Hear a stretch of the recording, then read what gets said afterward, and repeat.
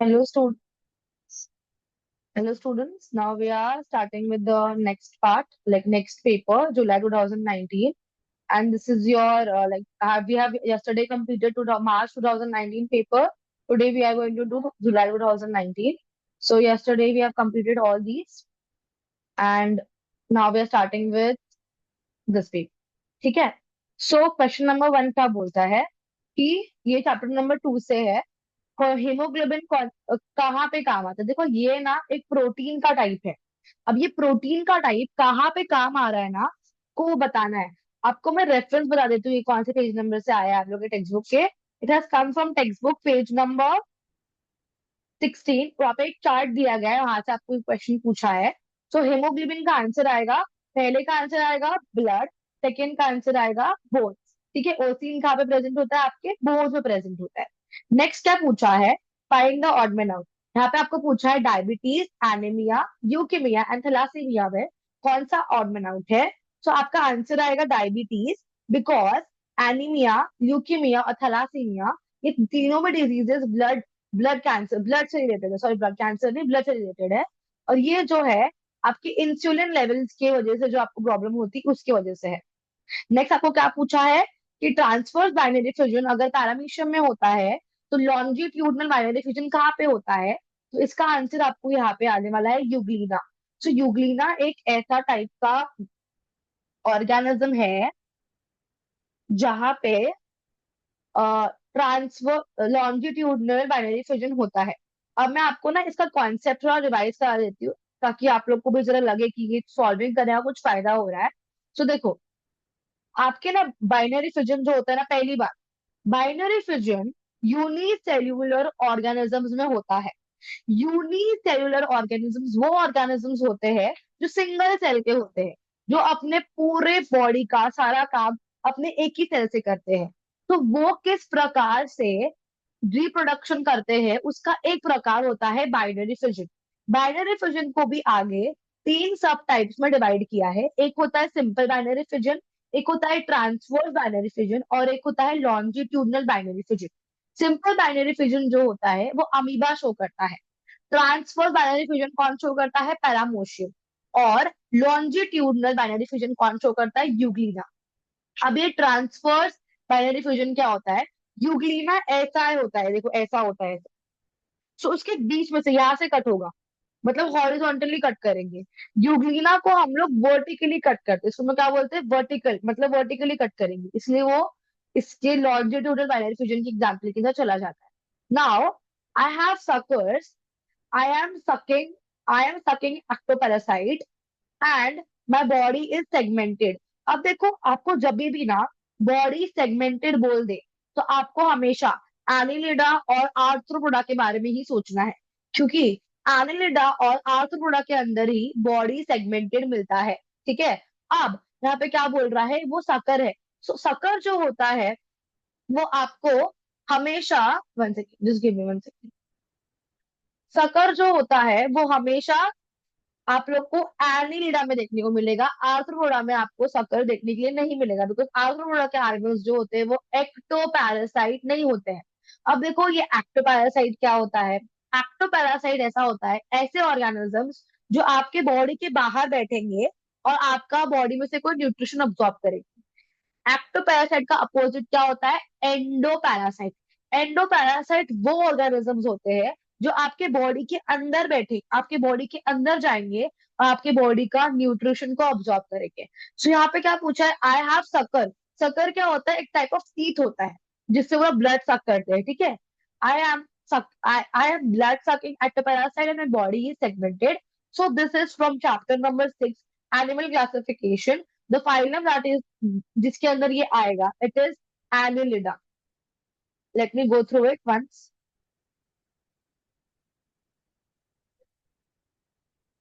So the answer for this is definitely going to be leech. So leech, आपको मैंने class में ना एक बार बताया था कि ना आयुर्वेदा में इसको हम लोग ना बॉडी ब्लड में से ना गंदगी, मतलब ब्लड, एक्स्ट्रा ब्लड वगैरह सोकअप करने के लिए भी यूज करते हैं, मतलब हमारे आयुर्वेदा के ट्रीटमेंट्स में। सो आप मैं यहाँ पे आंसर लिख देती हूँ Leach.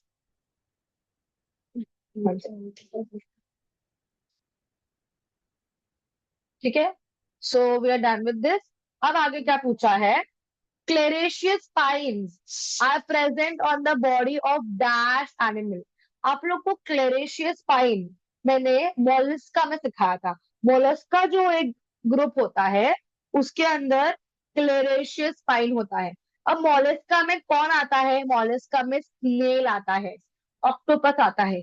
Sorry, not octopus, I am really sorry, Mollusca में ऑक्टोपस नहीं आएगा। विसरल ऑर्गेनिज्म, जस्ट गिव मी वन सेकंड। मोलस्का में या ऑक्टोपस भी आएगा। आई एम सॉरी सॉरी, मैं तो पूरी कंफ्यूज हो गई थी। ऑक्टोपस आएगा और बाइवाल्व आएगा।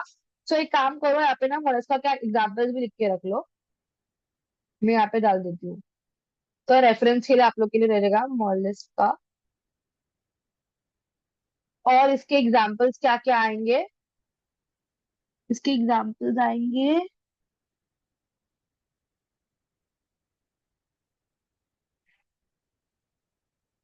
बाइवाल्व, जहां से आपको पता है वो मोती वगैरह ही निकलता है, तो वो वन सेकेंड।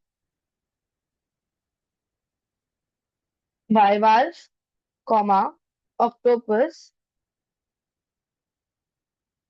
कॉमा, यहाँ पे और क्या आएगा? स्नेल। अब मैं ना आप लोग को जरा इस के बारे में जरा ना आप लोग को मैं हल्का फुल्का एक्सप्लेन कर देती हूँ, बिकॉज ये क्या होता है, मोलस्का ना सेकेंड लार्जेस्ट फाइलम होता है आपके एनिमल किंगडम का। मोलस्का के एनिमल्स में ना हल्का ना आपको शाइन देखने को मिलता है, इसके लिए उसको हम लोग मॉल्यूस्क भी बोलते हैं। ठीक है। और मोलस्का के ऑर्गेनिज्म जो होते हैं, I will read it once for you. The body of these organisms is soft and shiny, hence they are referred as mollusks. This is second largest phylum in animal kingdom. These animals are aquatic or terrestrial। मतलब क्या? या तो ये पानी में रहेंगे या तो लैंड पे रहेंगे। Most of the aquatic mollusks are marine, मतलब वो मरीन जगह पे रहेंगे, but few are fresh water dwellers too। Body of these animals is triploblastic. Triploblast का मतलब क्या होता है? तीनों जर्म लेयर से जो ऑर्गेनिज्म बनता है, तो हम लोग क्या बोलते हैं? ट्रिप्लोब्लास्टिक। जब आप लोग एम्ब्रियो फेज में होते हो, तब आपके एम्ब्रियो में तीन लेयर्स बनते हैं, एक्टोडर्म, एंडोडर्म और मीजोडर्म। जब आप तीनों ही लेयर से आपकी पूरी बॉडी बनती है, तो हम लोग क्या बोलते हैं? Triploblastic body. आगे, यूसिलोमेट। यूसिलोमेट क्या होता है? ट्रू सीलो, मतलब बॉडी कैविटी, आपके बॉडी के मीजोडर्मल लेयर से जो बनता है, आपके बॉडी के बीच में क्या होता है? एक जगह होना, एक ट्रू कैविटी, उसको क्या बोलते हैं हम लोग? यूसिलोमेट। आगे क्या आएगा? नॉन सेगमेंटेड, क्योंकि इनकी बॉडी पे सेगमेंट्स नहीं देखने को मिलता है, and they are soft. Except animals like snail, their body show bilateral symmetry. तो देखो,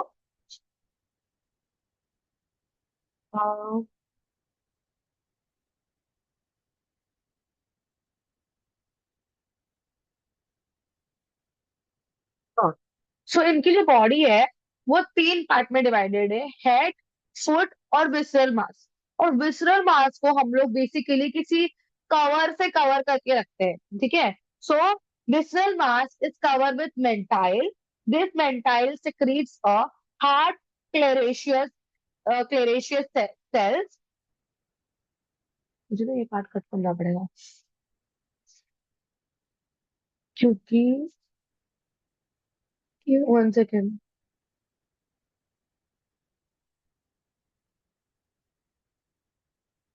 के अंदर एक एडिट होने वाला है, जस्ट 1 मिनट। मैं थोड़ा यहाँ पे, मेरे से भी गलती हो गई। यहाँ पे लिखा है क्लेरेशियस स्पाइन, और क्लेरेशियस स्पाइन जो होता है ना, वो स्टारफिश में होता है। किसमें होता है? स्टारफिश में। तो इसका आंसर बी नहीं होगा, इसका आंसर डी होगा। यहाँ पे मेरे से भी थोड़ी गलती हो गई है। इसका आंसर क्या होगा? डी होगा। मैंने आप लोग को जो भी यहाँ पे पढ़ा दिया है स्नेल के बारे में, जरा आप समझ लीजिए, लेकिन इसका आंसर डी होगा। अब मेरे से क्या गलती होती है, आपसे भी हो सकती है शायद से, कि देखो, 1 सेकेंड,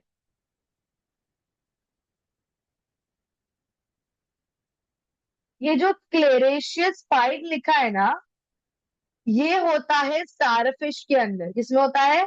स्टारफिश में के अंदर। लेकिन स्नेल के अंदर क्या होता है ना, इनका विसरल मास जो होता है वो क्लेरेशियस बॉडी में कवर होता है।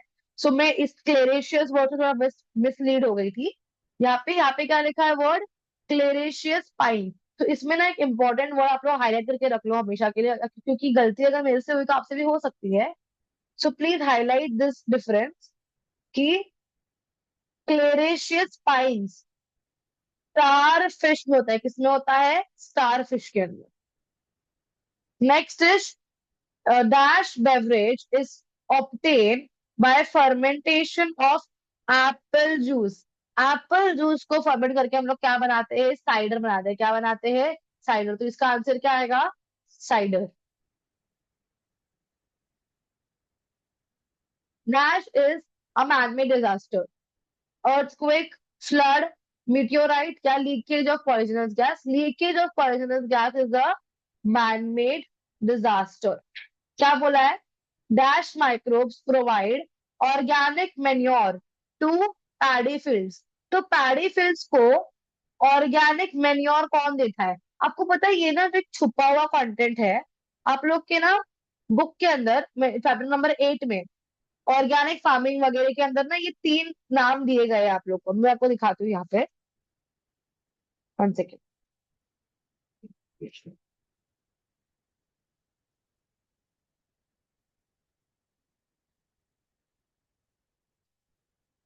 Wait, wait, यहाँ पे नहीं, जस्ट गिव मी 1 सेकेंड। आप लोगों ने मैंने क्लास में हाईलाइट करवाया था कि ये तीन, हाँ यहाँ पे बायो फर्टिलाइजर, उसका तीन एग्जाम्पल का नाम भी आपको याद रखने के लिए बोला था, एनबीना एंड अजोला। अब यहाँ पे ना दोनों में से कौन सा भी यहाँ पे आंसर राइट हो सकता है, लेकिन still we will check it with other websites as well. अगर हम लोग का आंसर कहीं पे मतलब एक स्पेसिफिक आंसर मिलेगा तो वो सही है ना। लेकिन एनबीना और अजोला दोनों ही मेन्योर बनाने का काम करते हैं, लेकिन पैडी फील्ड में स्पेसिफिकली क्या यूज होता है हमारे बुक में नहीं दिया है। लेकिन we will check it outside, otherwise अगर उन्होंने आंसर रॉन्ग दिया तो फिर हम लोग की गलती हो जाएगी ना, इसी। 1 सेकेंड, होल्ड दिस।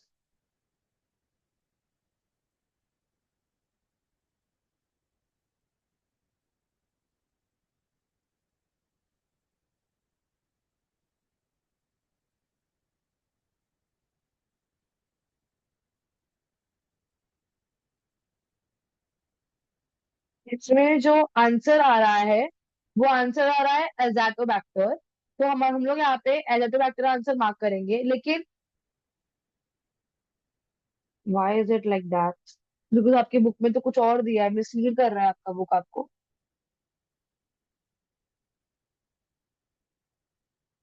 माइक्रोब्स,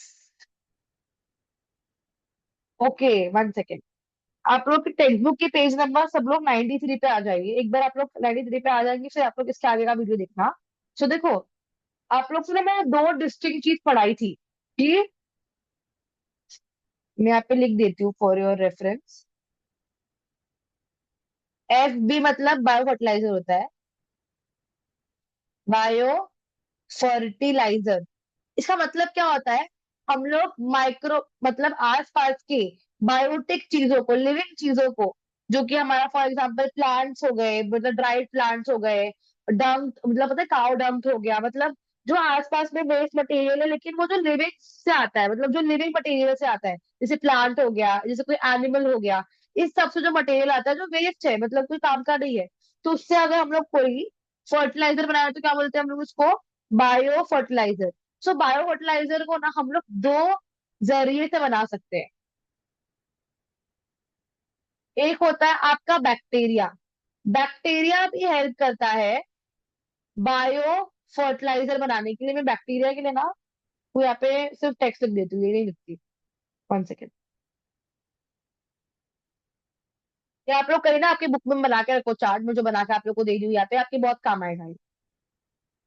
ठीक है। सो ये आप लोग लिखोगे ऊपर हेडिंग में, बायो फर्टिलाइजर।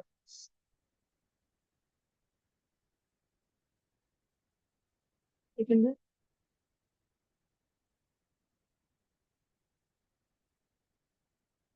ठीक है। उसके बाद में यहाँ पे लिखोगे आप लोग बैक्टीरिया, और यहाँ पे आप लोग लिखोगे प्लांट। क्या लिखोगे आप लोग? प्लांट। ठीक है। यहाँ पे मैं ना एक ड्रॉ कर देती हूँ प्रॉपर आप लोग को चार्ट बनाने के लिए। यहाँ पे आप लोग बैक्टीरिया को बाइफोकेट करोगे, यहाँ पे आप लोग प्लांट को बाइफोकेट करोगे। ठीक है। आगे यहाँ पे आप लोग दो नाम लिखोगे। एक नाम लिखोगे आप लोग राइजोबियम, तो ये चार नाम लिखोगे। राइजोबियम, नीचे आएगा एजाटो, एजोटो बैक्टर, इसके नीचे आएगा नोस्टॉक, इसके नीचे आएगा एनाबीना। तो ये सारे आपके क्या हो गए? बैक्टीरिया हो गए। आगे आपका प्लांट आएगा। Let me just shift it a little bit.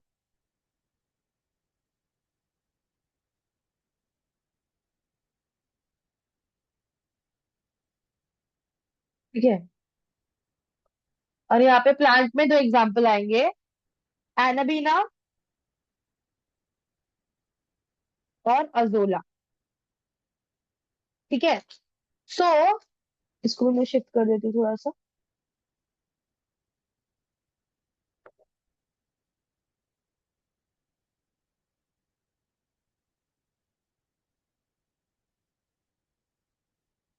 ठीक है। सो प्लीज आप लोग ये चार्ट बना के लो। तो अगर मुझे बायोटिक मीन से फर्टिलाइजर बनाना है तो मेरे पास दो तरीका है। या तो मैं बैक्टीरिया यूज कर सकती हूँ, या तो मैं प्लांट्स यूज कर सकती हूँ। बैक्टीरिया में राइजोबियम, एजेटोबैक्टर, नॉस्ट्रोक और एनिबिना को हम लोग यूज कर सकते हैं एज अ बायो फर्टिलाइजर। और प्लांट में हम लोग एनिबिना और अजोला का यूज कर सकते हैं एज अ बायो फर्टिलाइजर। अब इस एग्जाम्पल में ना आप लोग को वर्ड क्या बोला है? माइक्रोब्स। क्या बोला है? microbes. So here the word microbes relate to bacteria and not plants. इसीलिए यहाँ पे एनाबीना और अजोला जो कि आपके एक प्लांट वेराइटी है, इसलिए ये यहाँ पे कैंसिल हो जाते हैं। Because these both variety are of plants. One second, I will just cancel it with the red pen. क्योंकि आपको क्वेश्चन में स्पेसिफिकली बोला है कि आपको माइक्रोब बताना है। क्या बताना है? Microbe. One second.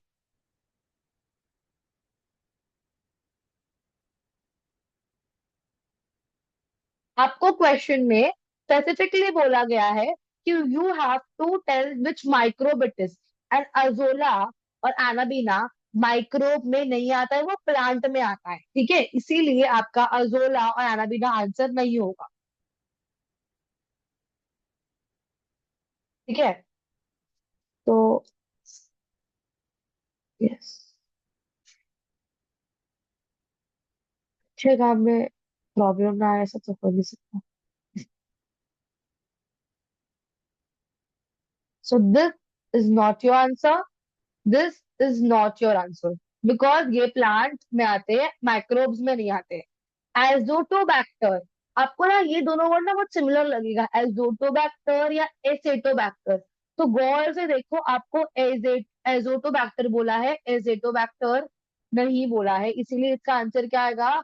Azotobacter. Answer क्या आएगा इसका? अजोटोबैक्टर। देखो आपकी बुक में ना कुछ कई कॉर्नर में कुछ लाइन में लिखा था ये, लेकिन वहां से क्वेश्चन बन गया। इसलिए हर एक ना पेपर को आप लोगों को प्रॉपरली एनालाइज करना है, और फिर ये आपको बताना है कि मतलब फिर ये आपको कोई चीज आगे बढ़नी है। ठीक है। सो आगे आएगा कि the length of a sperm is about dash micrometer, it is about 60 micrometer. तो answer will be 60 micrometer. So यहाँ पे ये आंसर आया 60 माइक्रोमीटर। तो हम लोग ना फटाफट रिवाइज कर लेते हैं कहाँ से क्या क्या पूछा है। यहाँ पे जो मिस्टेक हुई थी हमारे, मैंने जो समझ लिया था क्लेरेशियस बॉडी को जिससे कवर करते हैं वो, इस वजह से उसका आंसर मैं स्पेन बता रही थी। लेकिन यहाँ पे प्रॉपरली अगर आप लोग ध्यान दें तो इसमें क्लेरेशियस स्पाइन लिखा है, जिसकी वजह से इसका आंसर क्या आने वाला है? स्टारफिश, इसका आंसर क्या आएगा? Starfish. And dash beverage is obtain bye fermentation of Apple juice, it is cider. आप लोग साइडर को ऑब्टेन कर दो bye fermentation of Apple juice. Next क्या पूछा, ये तो बहुत इजी था, और ये वाला पॉइंट बहुत इंपॉर्टेंट था, इसको I will write your age important,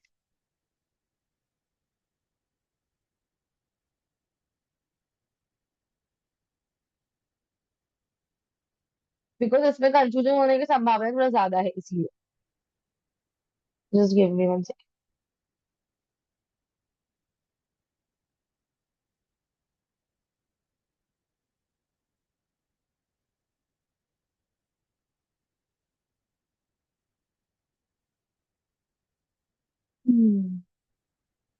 because of the absence of mouse it is, ठीक है, this is important, I must highlight this also.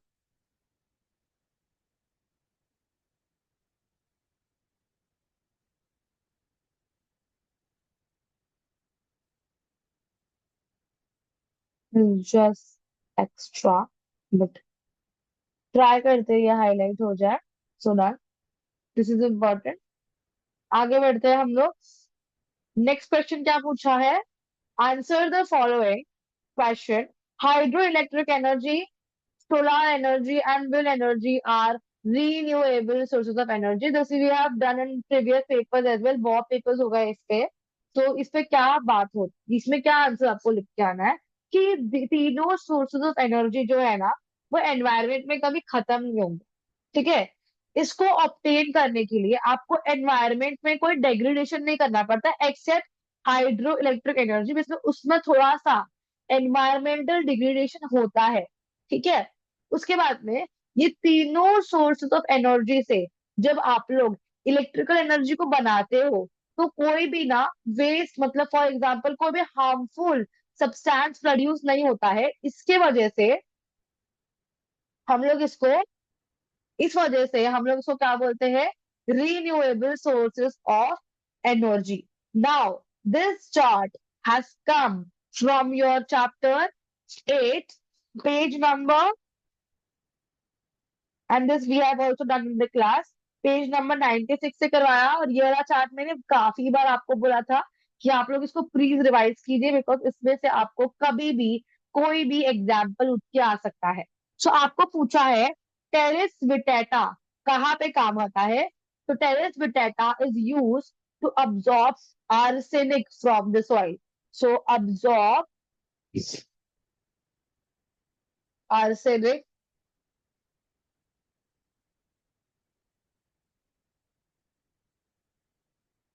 from the soil. Now, Pseudomonas is used to clear the oil spill present in the ocean or in the ocean.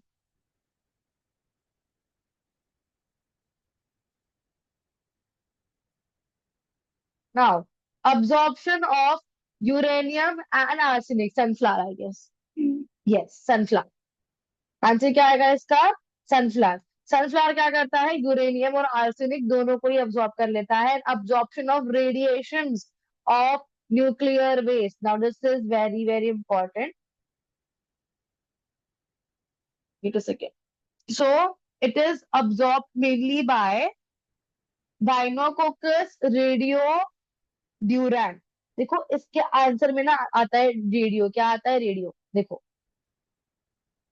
डायनोकोकस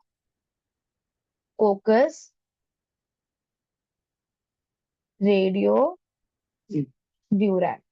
इसका मैं size छोटा कर देती हूँ। तो class में जिस चीज पे एम्फेसिस करवाया गया था कि ये इम्पोर्टेंट है, ये रियलिटी में भी इम्पोर्टेंट प्रूफ हो रहा है। सो प्लीज, जो भी मैंने क्लास में आपको बोला ना ये इम्पोर्टेंट है, ये करना है आपको, तो आपको सिंसियरली वो चीज करनी है। आपको आपका टेक्स्ट बुक को ब्लाइंडली फॉलो करना है, कोई भी रिसोर्स को फॉलो करने से पहले, ठीक है। सो मैं ना एक काम करती हूँ, पूरा चार्ट में क्या क्या दिया था ना उसके आस पास का टॉपिक कवर कर लेती हूँ आप लोग के लिए। तो देखो, the Pseudomonas bacteria are useful for cleaning the hydrocarbon and the oil pollutant from the soil. आप लोग को मैं रेफरेंस दे देती हूँ, this is from the page number 96 of your text book. So आपका रेफरेंस क्या आएगा? Page 96, chapter 8। ओके, सो ये उस पेज में से आया हुआ है, ऊपर वाला पैराग्राफ में से पूछा गया है। फिर आपको बोला है the fern pteris vittata can absorb the arsenic from the soil. Arsenic एक टाइप का एलिमेंट होता है सॉइल के अंदर, जो सॉइल के लिए कोई अच्छी बात नहीं है, कोई अच्छी चीज नहीं होती है। तो उसको ऑब्जॉर्व करने के लिए हम लोग क्या यूज करते हैं? टेरिस विटेटा। टेरिस विटेटा क्या है? एक फॉर्न है। क्या है? एक fern. So I write it here, it is a type of FERN, fern. It is type of fern. ठीक है, आगे क्या बोला है? Pseudomonas type of bacteria. क्या करता है वो? ओशन में होने वाले ऑयल स्पिल्स को क्लियर करता है। और सनफ्लावर क्या करता है? हमारे सॉइल के अंदर अगर यूरेनियम है और आर्सेनिक है तो उसको ऑब्जॉर्व करने का काम करता है। और हमारे आस पास रीजन में अगर कोई रेडियो एक्टिव रेडिएशन, मतलब कोई रेडिएशन है न्यूक्लियर वेस्ट की वजह से, मतलब न्यूक्लियर, आपको पता है ना कि हम लोग जब पावर प्लांट यूज करते हैं बेस्ड ऑन न्यूक्लियर एनर्जी, तो उसमें न्यूक्लियर वेस्ट बनता है। और न्यूक्लियर वेस्ट से ना बहुत सारी रेडिएशन निकलती है। उसको ऑब्जॉर्व करने के लिए हमारे पास एक लिविंग चीज होती है जिसको हम लोग क्या बोलते हैं? डाइनोकोकस रेडियो ड्यूरैन। डाइनोकोकस रेडियो ड्यूरैन, डायनोकोकस रेडियोडुरान जो होता है ना, वो क्या करता है? एनवायरमेंट में से रेडिएशन को ऑब्जॉर्व कर लेता है। ठीक है, अभी आपको क्या बोला है? This is from chapter number 1। आपको बोला है कि आपको वेस्टिजियल ऑर्गन को डिफाइन करना है और आपके बॉडी में कौन से दो वेस्टिजियल ऑर्गन्स है उसके बारे में बताना है।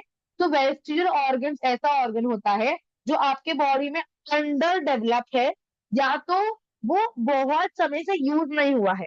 मतलब क्या? या तो उसका डेवलपमेंट नहीं हुआ है, या तो उसका यूज नहीं हुआ है। देखो, कोई भी ऑर्गन वेस्टिजियल कब बनता है? जब आप लोग उसका यूज बहुत कम कर देते हो। जैसे हम ह्यूमंस ने आपके टेल का यूज कम कर दिया, इसके लिए वो चला गया आपके बॉडी में से। फिर आपने आपके बॉडी में अपेंडिक्स करके एक ऑर्गन था, उसका यूज कम कर दिया, इसलिए वो वेस्टिजियल बन गया। हमारे बॉडी में और भी ऐसी बहुत सारी चीजें होती है जिसको हमें, मतलब बहुत सारी चीजें तो नहीं है, कुछ कुछ चीजें जैसे कि हमारे ईयर मसल्स। पहले आपको पता है आपके ईयर मसल्स भी मूव किया करते थे, लेकिन अभी वो मूव नहीं करते हैं, तो वो भी क्या बन गए अभी हमारे लिए? वेस्टिजियल। सो आप लोग को प्रॉपर यहाँ पे डेफिनेशन लिख के आनी, मैं आप लोग के लिए रीड कर दीजिए। देखो, एक्सप्लेन करने में और डेफिनेशन रट लेने में दोनों फर्क होता है। एक्सप्लेनेशन आप लोग समझ लो और डेफिनेशन जो है वो आप लोग बुक से क्लियर कर लो। सो वेस्टिजियल ऑर्गन्स क्या होते हैं? डीजनरेटेड, मतलब जो पहले जनरेट हुए तभी वो चले गए हैं। और under developed useless organ of organism, किसी ऑर्गेनिज्म का यूजलेस ऑर्गन जो डेवलप अभी नहीं हो रहा है, अंडर डेवलप है, are called as vestigial organs. और ह्यूमंस में विजडम टीथ हो गया, टेल बोन जिसको हम लोग को काय बोलते हैं, आपका ईयर मसल्स हो गया, आपका अपेंडिक्स होगा, ये सारे क्या आएंगे? आपके वेस्टिजियल ऑर्गन्स आएंगे। Despite of various diagnostic tests, a couple could not have child. In this situation, what remedies will you suggest? मतलब बहुत सारे टेस्ट करने के बाद भी एक कपल को बेबी नहीं हो रहा है।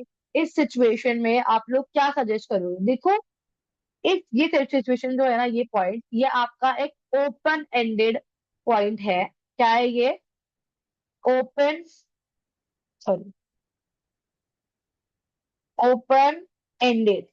यहाँ पे आप अपने व्यूज लिख के आ सकते हो कि क्या उस कपल को करना चाहिए। देखो, वो या तो मॉडर्न टेक्नोलॉजी से बेबीज कर सकता है via with by using sperm bank, in vitro fertilisation और surrogacy. Otherwise that couple can also go for adoption, अगर वो चाहे तो।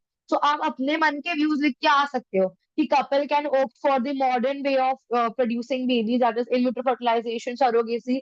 इन विट्रो फर्टिलाइजेशन में हम लोग क्या करते हैं? हम लोग मॉम के बॉडी में से ओवा को बाहर निकालते हैं, डैड की बॉडी में से स्पर्म को बाहर निकालते हैं। हम लोग बाहर ही फर्टिलाइजेशन कराते हैं, एम्ब्रियो बनाते हैं और फिर उसको मॉम के यूट्रस में इम्प्लांट कर देते हैं। यूट्रस एक फीमेल की बॉडी में ऐसा ऑर्गन होता है जहाँ पे बेबी का डेवलपमेंट होता है। ठीक है, तो या हम लोग वहाँ पे क्या करेंगे? यूट्रस में इम्प्लांट करवा देंगे, या तो अगर यूट्रस में ही प्रॉब्लम है, यूट्रस में इम्प्लांटेशन प्रॉपरली नहीं हो पाता है मदर के, तो हम लोग किसी और लेडी के यूट्रस में हमारे एम्ब्रियो को इम्प्लांट करा देंगे, जिसको हम लोग सरोगेसी बोलते हैं। और ये सारी चीजें सॉल्व हो सकती है। आगे क्या बोला है? Right any four harmful effects of consumption of alcohol on a human body. This is also something जिसके बारे में आप लोग प्रॉपरली लिख के आ पाएंगे। इसमें आप लोग लिखेंगे कि अल्कोहल कंज्यूम करने से इंसान का नर्वस सिस्टम अफेक्ट होता है। वो उस वक्त प्रॉपर होश में नहीं होता, वो अपने को ही हार्म पहुंचा सकता है। कंटिन्यूस यूज ऑफ अल्कोहल से, कंटिन्यूस कंजम्पशन ऑफ अल्कोहल से इंसान का लिवर खराब होगा, जिससे इवेंचुअली उसकी पूरी बॉडी का मेटाबॉलिज्म भी खराब होगा, और उसकी risk of acquiring cancer other diseases भी बढ़ जाएंगे। तो आप लोग ये सारा लिख के आ सकते हैं। And this the next question which is question number 6, ये आया है आप लोग के चैप्टर नंबर 7 में से। ठीक है। सो ये जो पूरा आप लोग को चार्ट है ना, आप लोग को याद करना पड़ेगा, बिकॉज आप लोगों के पास कोई चॉइस नहीं है। इसको आपको याद ही करना पड़ेगा, तो ही आप लोग इसको लिख के आ पाएंगे। ठीक है। So do it one by one every day, तो आप लोग को याद हो जाएगा, otherwise it is very difficult, you know. So क्योंकि यहाँ पे माइक्रोब्स के नाम है, और आप लोग के ना माइक्रोब्स के नाम बहुत नए नए, I can understand this thing. तो आपको रोज one by one, little by little कर करके करोगे, तो आप लोग से वो हो जाएगा, no doubt. So it is on page number 81। तो आप लोगों को मैं इंपॉर्टेंट बता देती हूँ, पेज नंबर 80 पे और 81 पे और टेक्स्ट बुक साइंस 2, उसमें ना दोनों जो चार टेबल्स दिए गए हैं, जितने भी टेबल्स दिए वो इम्पोर्टेंट है। सो रादर देन दीदी, टेबल तो बहुत बड़ा है, माइक्रोब्स के नाम भी बड़े हैं, हमसे तो नहीं होगा। ये वाला है एटीट्यूड, आप लोग साइड में रखेंगे। आप लोग रोज थोड़ा थोड़ा करेंगे, 40 डेज में आप लोग को ये टेबल याद हो ही जाना है, नो डाउट। ठीक है। सो डोंट गिव एक्सक्यूजेस की नहीं होने वाला दीदी, ऐसा कुछ भी नहीं है, सब कुछ होने वाला है, आपको खाली सिर्फ करना है। ठीक है। सो शुगर मोलासिस से हम लोग एक क्या बनाते हैं? Citric acid. अब देखो ना, आपको कहीं पे भी एसिड दिखे ना, एसिड ज्यादा करके वो प्रोटीन नेचर का ही होता है। ठीक है। सो सिट्रिक एसिड से, सॉरी, शुगर मोलासिस और सॉल्ट को यूज करके हम लोग सिट्रिक एसिड बना रहे हैं। लेकिन इस प्रोसेस में हम लोग कौन सा माइक्रोब यूज कर रहे हैं, वो आपको यहाँ पे लिखना है। ठीक है। सो हम लोग लिखेंगे यहाँ पे, हम लोग यूज कर रहे हैं aspergillus niger. Yes, we are using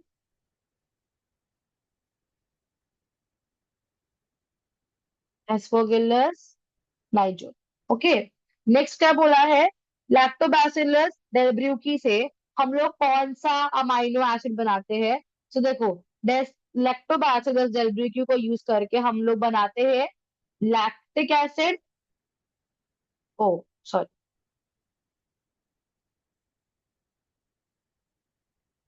हम बनाते हैं लैक्टिक एसिड। और हम लोग क्या क्या यूज करते हैं इसके अंदर? हम लोग यूज करते हैं glucose, liquor and corn seed. क्या क्या यूज करते हैं हम लोग? ग्लूकोज,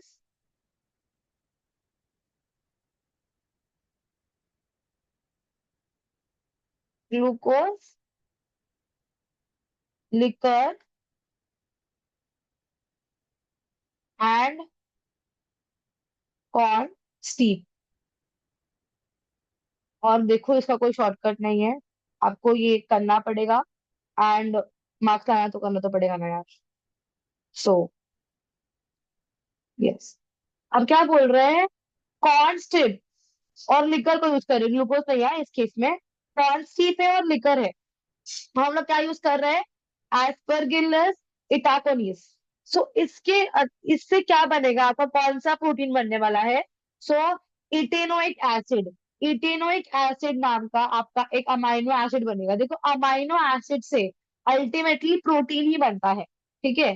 तो यहाँ पे क्या बनेगा? इटेनोइक एसिड। देखो ये इजी है, इटेकोनियस आपको इटेनोइक, तो फिर आप लोग के लिए इजी हो जाएगा। ठीक है। सो मैं फॉर्म बना देती हूँ। तो इटेनोइक,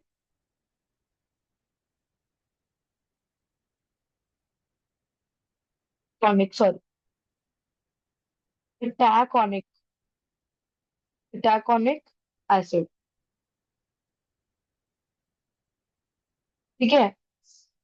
now next is first aid की ट्रेनिंग इसेंशियल है, और ये क्यों है? अगेन आप लोग इसमें अपने मन का सारा लिख के आ सकते हो कि फर्स्ट एड की ट्रेनिंग होना इसीलिए जरूरी है क्योंकि कोई भी कंटेंजेंसी आ सकती है आसपास, आपके साथ में कुछ हो सकता है, आपके आसपास वाले के साथ में कुछ हो सकता है। तो उनको हेल्प करने के लिए आपको फर्स्ट एड का ट्रेनिंग होना जरूरी है। और आपको पता है कि फर्स्ट एड बॉक्स सबके पास होता है, लेकिन ना सबको पता नहीं होता है कि किस सिचुएशन में उस इंसान को क्या करना है। तो अगर फर्स्ट एड की ट्रेनिंग दे दी जाएगी तो उस इंसान को पता होगा कि अब ये सिचुएशन है तो हमें पहला चीज क्या करना है। मेरे को देखो अलग अलग बीमारियों में ना अगर अलग अलग चीजें होती है ना तो अलग अलग स्टेप लेना पड़ता है। हर बार पानी मार के पानी पिलाकर बिठाकर वो ठीक नहीं होता इंसान, उसमें बहुत सारे अलग अलग स्टेप्स लेने पड़ते हैं। तो अगर इंसान ट्रेन होगा तो उस इंसान जो सामने वाला पर्सन जो डेंजर में है उसकी लाइफ को बचाने के चांसेस हमारे पास ज्यादा होते हैं। ठीक है, तो आप लोग ये सारा लिख सकते हो। आप देखो मेरा फेवरेट क्वेश्चन आ गया है यहाँ पे, ये वाला जो मैंने क्लास में अभी भी रिसेंटली करवाया था जब मैं नॉर्मल क्लासेस में करवा रही थी सॉल्व, जब मैंने करवाया था ये देखते मेरे बच्चों को पहले से आंसर देना आता है ये नहीं आता है, लेट्स सी। और देखो again this part is your open ended question. आप लोगों को समझ आ रहा है कि आप लोग पेपर में ना बहुत सारा पार्ट ऐसा आएगा जहाँ पे आपको आपका दिमाग लगा के आंसर लिखना पड़ेगा। So please use your brain well that time and then write your answer in the best possible way. तो ये तीन पार्ट मैं आप लोग के लिए छोड़ती हूँ कि अगर आप लोग child of your neighbour is addicted to tobacco chewing तो आप लोग क्या करोगे। तो आप लोग उसको पहले बताओगे कि देखो सबको ना पता होता है कि सामने वाले का गलत है, सामने वाला मतलब वो जो कर रहा है ना वो गलत है। पर आपको पता है कोई भी एडिक्शन जो होती है ना वो कोई इंटरनल प्रॉब्लम, समझो कोई इंसान ना ऐसे किसी चीज से अडिक्ट हो जाता है, उसको इंटरनली कोई चीज चाहिए होगी ना तो वो सामने वाली चीज से ना अडिक्ट हो जाता है। तो वो ना इंटरनली उसकी कोई चीज को ना फुलफिल कर रही होती है। तो ना वो चीज हमें समझ में नहीं आती। जब हम लोग किसी बड़े से गाइडेंस लेंगे तब हमको समझ में आता है कि इंटरनली इसकी बॉडी को कुछ चाहिए था जिसके खोज में अभी ये इससे अडिक्ट हो गया है, अभी इससे वो चीज उसको मिल रही है। ठीक है, सो पहले तो आप लोग उसको काउंसिल करोगे, उसको समझाओगे कि he needs to quit it. ठीक है, और दूसरी बात तो आप लोग उसको किसी बड़े डॉक्टर के पास लेके जाओगे बिकॉज देखो टबैको चू तो कर रहा है वो, जिसकी वजह से उसको कैंसर जैसी बीमारियों की प्रॉब्लम्स आती होंगी या आने वाली होंगी या कुछ सिम्टम्स होंगे। तो डॉक्टर उसको अर्ली एज में ही ना, अर्ली टाइम पे ही, अर्ली टाइम पे वो डिटेक्ट कर पाएगा कि अच्छा इसको कोई प्रॉब्लम होने वाली है या हो चुकी है। तो ये सारा डिटेक्शन हो सकता है। अब देखो your friend has developed the hobby of snapping selfies. देखो this is the era of Gen Z और ये हर इंसान आज तक आजकल करता है। लेकिन वन नीड्स टू अंडरस्टैंड कि living in the present moment, leaving your phone aside is also very important। आप लोग क्या बोलते हो कि सारे मेमोरीज हम लोग पिक्चर्स में कलेक्ट कर रहे हैं, पिक्चर्स में स्टोर कर रहे हैं, लेकिन उस टाइम पे क्या पता क्या बोलते हो, अरे वाह क्या मोमेंट था, पिक्चर देखते रहते हो आप लोग, उसको बोलोगे क्या। लेकिन उस मोमेंट पे आप लोग क्या कर रहे थे, आप लोग सिर्फ पिक्चर ले रहे थे, आप लोग कोई मेमोरीज नहीं क्रिएट कर रहे थे। In the end you will have the pictures but you won't have in much memories with those people. So हमेशा हर इंसान का जो टाइम होता है वो लिमिटेड होता है। ऐसा नहीं बोल रहा हूँ कि लिमिटेड मतलब मर जाएगा। अगर कोई कोई आपके साथ मिलने भी आया है तो वो अपने कुछ वक्त निकाल के आया है, तो उसको समझाना चाहिए कि ये सारी जो हैबिट्स है ना इससे ना वो जो इम्पोर्टेंट वक्त है वो भी सामने वाले का खराब हो रहा है, और इससे वो फोन से ज्यादा अडिक्टेड हो जाएगा। तो वो बाहर के एनवायरनमेंट से कम कम्युनिकेट करेगा और फोन से ज्यादा करेगा, जो आज के जमाने में सबसे बड़ा प्रॉब्लम। आगे हम लोग देखेंगे, या आप लोग को ना बहुत बार आया होगा, your sister has become incommunicable, she refers to remain alone. So इस पे आप लोग ऐसा भर भर के आप लोग अपना ज्ञान लिख के आ सकते हो कि she must be going through something mentally, उसको स्टडीज का स्ट्रेस हो सकता है वगैरह वगैरह वगैरह का स्ट्रेस हो सकता है, जिसकी वजह से पहले तो उनके घर वाले ही उनको अप्रोच करना चाहिए, उनको पूछना चाहिए कि क्या प्रॉब्लम हो रही है, जिसकी क्या सोल्यूशन निकाला जा सकता है पहले। एकदम ऐसा नहीं कि तूने ये क्यों किया वो क्यों किया, एकदम अप्रोचेबल मैनर में कि अच्छा तुमसे ये गलती हुई है या ऐसा हो रहा है आपकी लाइफ में, तो उसको सोल्यूशन प्रोवाइड करने की कोशिश करनी चाहिए। और अदरवाइज उनसे उनके फ्रेंड से मिलवाना चाहिए जिससे वो ज्यादा बात करती है चीत करती है, तो समझ आ सकता है कि सामने वाला किस प्रॉब्लम से गुजर रहा है उस वक्त। ठीक है, सो आप लोग और भी इसमें लिख के आ सकते हो, मैंने खाली कुछ एग्जाम्पल्स दिए आप लोग को। लेट मी सी कितना बाकी है। बोला वी आर देयर, सो बहुत कम बाकी है। नेक्स्ट क्या बोला है, right to main types of vitamin. So एक आता है सॉल्युबल, एक आता है इनसॉल्युबल। आपको बोलेंगे, अब देखो आपका आंसर भी यहीं पे दिया है, वाटर सॉल्युबल विटामिन और फैट सॉल्युबल विटामिन। सीधा ऊपर जो बोला ना उसका आंसर नीचे दिया है। जरा ना आंख सब खोलना पेपर में और जरा देखना कि what is actually given in the paper, और आंसर उसके उसी बहुत बहुत टाइम ऐसा होता है कि आंसर पेपर के अंदर भी मिल जाता है कभी कभी, तो ऐसा हमेशा नहीं होता है, मतलब कभी कभी ऐसा हो जाएगा कि आप लोग को आंसर उधर ही मिल जाएगा, लेकिन आपको बराबर खोल के देखना पड़ेगा कि अच्छा हाँ ये आंसर है, ऐसा है। पढ़ा होगा तो ही समझ में आएगा, अदरवाइज नहीं समझना है। ठीक है, स्टडी। सो यहाँ पे आंसर क्या आएगा, water soluble vitamin and fat soluble vitamin. क्या क्या होते हैं, vitamin A, B, C, D, E and vitamin K. ठीक है, सो आपका यहाँ पे आंसर क्या आएगा, right main type of vitamin में आंसर क्या आएगा, water soluble and fat soluble. अब देखो, वाटर सॉल्युबल में आपकी फेमस, जो आप लोग आजकल हमेशा सब चार्ट पे, बी सी, बी सी क्या, vitamin B and vitamin C. आप लोग क्या समझे, वो नहीं। ठीक है, सो विटामिन बी और विटामिन सी किधर पे आएगा, वाटर सॉल्युबल विटामिन में आएगा, और फैट सॉल्युबल में क्या आएगा, जो बच गए, ए, ए डी के ई, ये सब किस में आएगा, फैट सॉल्युबल विटामिन में आएगा। Am I clear, I hope I. Next क्या बोला है आप लोग को, देखो मैं आपको बोली थी ये इंपॉर्टेंट है, ये आपके एग्जाम में आ सकता है, and your it is. So this is from chapter number 4, and I have also told you this one thing कि प्लीज ना आप लोग की जो एनवायरमेंट वाले चैप्टर है ना, जरा अच्छे से करो उसको, बहुत क्वेश्चन आता है एग्जाम में उसमें से। Chapter 4, chapter 5, chapter 9, chapter 10, chapter 8, chapter 7, बहुत क्वेश्चन पूछते हैं एग्जाम वाले वहां से। पता नहीं क्या अलग सा प्यार है उनको उससे, लेकिन क्या कर सकते हैं। चैप्टर 3 आता है final question.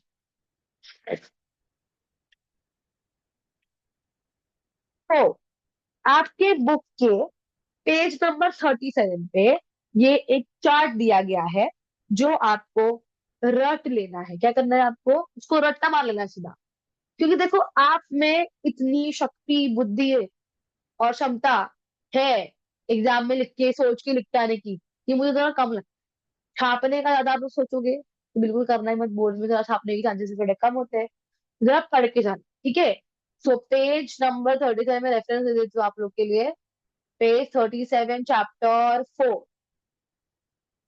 Page 37, chapter 4। Done. So यहाँ से आपको पूछा है, और मैं यहाँ पे आंसर भी लिख के दे रही हूँ, ठीक है, सो ज्यादा होशियारी नहीं। मेरे दीदी ये तो लिखा दिख रहा ही नहीं है। तुम लोग का सब चीज मुझे पता है अच्छे तरीके से। तुमको क्या लगा, तुम लोग घर पे बैठे तो मुझे कुछ समझ में नहीं आया तुम लोग के मन में क्या चल रहा है। My mind is also with you all there. ठीक है, सो रिलैक्स।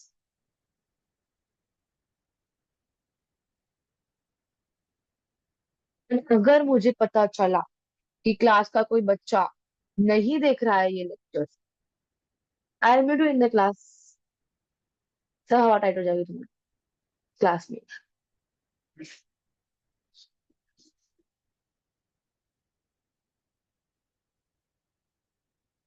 ठीक है, अभी यहाँ पे क्या आएगा, प्लांट्स क्या होते हैं, प्रोड्यूसर। अब what is happening to my screen, it is getting black. कोई बात नहीं। एनिमल्स में क्या क्या आएगा, कोई भी एनिमल लिखो यार, कोई फर्क नहीं पड़ता। सो इन्होंने ना जरा उल्टा लिख दिया है यहाँ पे ना, एनिमल्स की जगह पे ना, 1 सेकेंड, वो वाला डायग्राम में गलती ना करे तो फिर कौन करेगा, राइट। सो उनकी फितरत में है। आंसर लिखो यहाँ पे, कंज्यूमर। क्या लिखोगे आप लोग आंसर यहाँ पे, कंज्यूमर। यहाँ पे क्या लिखोगे, डिकम्पोजर में क्या आएगा, फंगी। क्या आएगा, फंगी और अदर माइक्रोब्स। मैं आप लोग को एक्सप्लेन करूंगी, जरा मुझे आंसर ले लेने दो, ठीक है।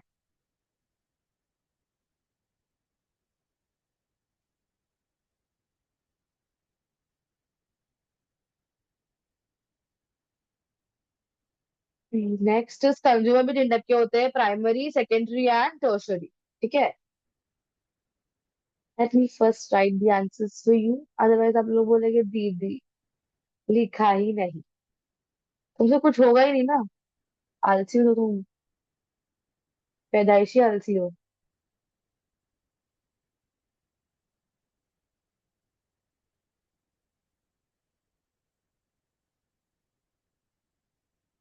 यहाँ पे क्या आएगा आंसर? सेकेंडरी। यहाँ पे क्या आएगा? टर्शरी। अरे,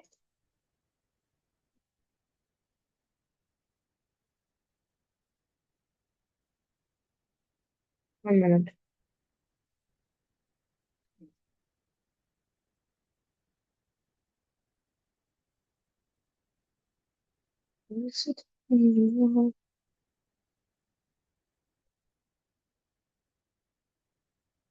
ठीक है, अब ना मैं आप लोग को ये पूरा चार्ट एक्सप्लेन कर देती हूँ। अभी ना आप लोग को ना यहाँ पे दो चीज आती है एक्चुअली, इको सिस्टम में बायोटिक और एबायोटिक। लेकिन फिलहाल just give me 1 second, okay. Charging कम होते जाए, मैं आप लोग को जितना होता है उतना करा देती हूँ, तो मैं नेक्स्ट क्लास में कर लेंगे, कोई गल नहीं है। सो इको सिस्टम में दो कंपोनेंट्स होते हैं, एबायोटिक और बायोटिक। ठीक है, एबायोटिक मतलब सारे लिविंग ऑर्गेनिजम्स, बायोटिक मतलब सारे नॉन लिविंग, आपके प्लांट हो गया, लैंड हो गया, एयर हो गया, वाटर हो गया, ये सब किसके अंदर आएगा? एलिमेंट्स हो गया, सॉइल हो गया, तो ये इसमें आता है, आपका एबायोटिक कंपोनेंट्स में आता है। अब बायोटिक में भी दो टाइप होते हैं, ऑटोट्रॉपिक एंड हेट्रोट्रॉपिक। जो खाना खुद से बना है वो क्या होते हैं? ऑटोट्रॉपिक। जो खाना चुरा के खाए, जैसे कि आप, हाँ वही आप आपकी बात हो रही है। ठीक है, सो जो खाना चुरा के खाए मतलब जो एनवायरमेंट में से लेके खाए, तो चुरा के खाना है वो ना। तो जो खाना एनवायरमेंट में से लेके खाया वो क्या हो गया? हेटरोट्रॉपिक। हम खाना घर में लाके बनाते हैं, इसका मतलब हम एनर्जी बनाते हैं, ये बिल्कुल नहीं होता है बेटा। एनर्जी मतलब फूड को प्रोड्यूस करने वाला आपकी इस ब्रह्मांड में एक ही है, वो है आपका प्लांट। ठीक है, एनर्जी, सनलाइट को लेकर एनर्जी को प्रोड्यूस करेगा, वो कौन करेगा? आपका प्लांट ही करेगा। ठीक है, हेटरोट्रॉपिक में क्या क्या एग्जाम्पल आते हैं? दो आते हैं, एक आते हैं एनिमल्स, एक आते हैं डिकम्पोजर्स। एनिमल्स क्या होते हैं ना, वो प्रोड्यूसर को खाते हैं। डिकम्पोजर किसको खाता है? एनिमल को खाता है, प्लांट को भी खाता है। मतलब देखो, डिकम्पोजर का काम क्या होता है? एनवायरमेंट में प्रेजेंट लिविंग चीजों को खा लेना। अब लिविंग प्लांट भी है, लिविंग एनिमल भी है, तो जब वो मर जाते हैं, डेड हो जाते हैं, तो उनको खत्म कौन करने का काम करता है? डिकम्पोजर। ठीक है, सो अभी यहाँ पे हम लोग प्रोड्यूसर पे आ जाते हैं। ऑटोट्रोपिक का मतलब क्या होता है? जो खाना खुद से बनाए, उसमें क्या आते हैं हमारे? प्रोड्यूसर्स। क्या आते हैं हमारे? प्रोड्यूसर, जिसका नाम क्या है? हमारा plant. Plant is a producer. Next हमारा आता है हेट्रोट्रोपिक, जिसमें आता है हमारे एनिमल, जिसमें आता है डिकम्पोजर। एनिमल्स में क्या आएंगे हमारे? Consumer, because animal is a consumer, वो खुद से बनाता है क्या? नहीं बनाता है। एंड डिकम्पोजर में क्या आएगा? आपकी फंगी और अदर माइक्रो, जैसे कि बैक्टीरिया हो गए, ये सब क्या आता है? डिकम्पोजर के अंदर आता है। अब एनिमल में भी कंज्यूमर जो होता है 3 टाइप का होता है, primary, secondary and tertiary. Primary consumer जो होता है वो प्लांट्स खाता है। सेकेंडरी कंज्यूमर क्या होता है? जो प्लांट्स खाने वाले ऑर्गेनिजम्स को खाता है। एंड टर्शरी कंज्यूमर का मतलब क्या होता है? जो सेकेंडरी को भी खाए और प्राइमरी को भी खाए। आई होप आई वॉज क्लियर। अब मैं आप लोग को जरा ना एबायोटिक कंपोनेंट्स भी जो दिए हैं ना, वो सिखा देती हूँ आप लोग को मैं। एबायोटिक कंपोनेंट में डिवाइड किया है दो फैक्टर्स में, physical factor and chemical factor. Physical factor में क्या क्या आएगा? आपका एयर, वाटर, वेपर, मिनरल, जिसको भी आप लोग जैसे छू सकते हो। ठीक है, केमिकल फैक्टर में क्या आएगा? देखो, फिजिकल फैक्टर ना आपको दिखता है, जैसे अब लोग बोलोगे दीदी एयर कहाँ पर दिखता है। So just so physical factor और केमिकल फैक्टर में डिवाइड किया गया है। फिजिकल फैक्टर में क्या क्या आएगा? जैसे जैसे कि आप फील कर सकते हो ना एयर को, क्या आप लोग न्यूट्रिएंट्स को और मिनरल्स को फील कर सकते हो क्या? नहीं, लेकिन you can feel air, right. आप लोग को लैंड समझ में आता है, आपको वाटर समझ में आता है, तो वो क्या हो गए? सारे फिजिकल फैक्टर्स हो गए। और फिर क्या आएगा? Chemical factor. तो again abiotic compound is divided into two, physical factor and chemical factor. Physical factor में क्या क्या आएगा? Air, water, land, soil, etcetera. और केमिकल फैक्टर में क्या क्या आएगा? Nutrients and minerals. आपके न्यूट्रिएंट्स और मिनरल्स भी आगे दो टाइप के होते हैं, एक होता है इनऑर्गेनिक, एक होता है ऑर्गेनिक। इनऑर्गेनिक में क्या क्या आएगा? आपके सारे elements, hydrogen, oxygen, fluorine, phosphorus, ये सारा आएगा। ठीक है। और ऑर्गेनिक में क्या क्या आएगा आपके, कार्बोहाइड्रेट, प्रोटीन्स एंड फैट्स। तो देखो, इन ऑर्गेनिक को यूज करके हम लोग ऑर्गेनिक बनाते हैं, लेकिन इस सब का डिटेल चर्चा हम लोग क्लास में कर चुके हैं। मैं एक बार फिर से इस चार्ट का आप लोग को ओवरव्यू दे देती हूँ। ठीक है। सो इकोसिस्टम जो होता है उसमें क्या क्या होता है, biotic and abiotic. Biotic component के अंदर क्या क्या आएगा, ऑटोट्रॉपिक एंड हेटेरोट्रॉपिक। ऑटोट्रॉपिक में क्या आएगा, आपके प्लांट्स जो कि हमारे प्रोड्यूसर होते हैं। हेटेरोट्रॉपिक में क्या क्या आएगा, आपके एनिमल्स, आपके डिकम्पोजेस। एनिमल्स में क्या आएगा, कंज्यूमर। कंज्यूमर तीन टाइप के होते हैं, primary, secondary and tertiary. Decomposer में क्या क्या आएंगे, आपके फंगी एंड अदर माइक्रोब्स। अगर हम लोग आए एबायोटिक फैक्टर, मतलब जो लिविंग नहीं है, उसको भी हम लोग आगे दो में डिवाइड करते हैं, physical factor and chemical factor. Physical factor हमारे क्या क्या होते हैं, air, water, land, soil etcetera. और हमारे केमिकल फैक्टर क्या क्या होते हैं, न्यूट्रिएंट्स एंड मिनरल्स। अब हम लोग केमिकल फैक्टर को भी आगे दो पार्ट में डिवाइड करते हैं, ऑर्गेनिक एंड इनऑर्गेनिक। इनऑर्गेनिक में क्या क्या आएगा आप लोग का, hydrogen, nitrogen, phosphorus, sulphur, oxygen, ये सब किसमें आता है, इनऑर्गेनिक सब्सटेंस, बेसिकली आपके एलिमेंट्स। ठीक है। अब इन इनऑर्गेनिक सब्सटेंस को यूज करके हम लोग क्या बनाते हैं, ऑर्गेनिक सब्सटेंस, जिसको हम लोग क्या बोलते हैं, कार्बोहाइड्रेट, प्रोटीन एंड। यहाँ पे हमारा ये चार्ट कंप्लीट होता है। इसके आगे ये तीन एग्जाम्पल किसके दिए हैं, देखो ये क्या करने बोला है हम लोग को, recycle, importance of recycling. Recycle three याद होता है, रिसाइकल, रीयूज एंड, एक second, reuse, recycle and something होता है। तो जो वो थ्री आर को रिप्रेजेंट कर रहा है ये क्या बोल रहा है, सेव वाटर, ये क्या बोल रहा है, save energy and use. Don't save energy, use मतलब, sorry, save energy but use more solar energy. ठीक है। सो ये सेव एनर्जी के ऊपर नहीं है, मैं ये बोलना चाह रही थी, लेकिन ये सोलर एनर्जी को यूज करो इसके ऊपर है। सो ये आप लोग एक एक लाइन में लिख के आओगे तो भी चलेगा। फिर आपको क्या बोला है कि आपके,